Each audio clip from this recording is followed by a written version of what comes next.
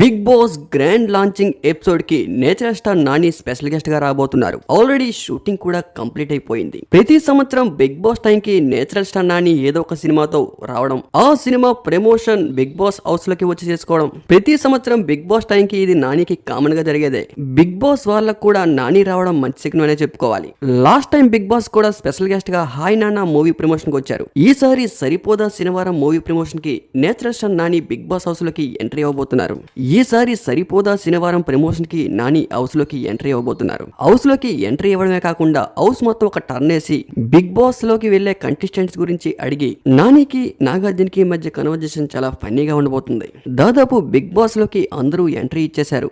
ఈసారి ఫన్ మామూలుగా ఉండదు బిగ్ బాస్ లో, ఎందుకంటే ఈసారి కంటెస్టెంట్స్ చాలా strong contestants. Abhay Naveen, Vishnupriya, Nainika, Shekar Basha, Instagram influencer and artist Bezawada Bebamma, 7 hearts Kiraak Seetha, ఇలా దాదాపు 8 మంది బిగ్ బాస్ లోకి ఈ రోజు ఎంట్రీ ఇచ్చేశారు. కొంతమంది సాంగ్స్ తో ఎంట్రీ ఇస్తే మరికొంతమంది ఎమోషనల్ ఏవిల్స్ తో ఎంట్రీ ఇచ్చారు. ఈసారి నాగార్జున హోస్టింగ్ కూడా మంచి జోస్ లో ఉంది, ఎందుకంటే టోటల్ బిగ్ బాస్ నడిపించే టీం కొత్త టీం.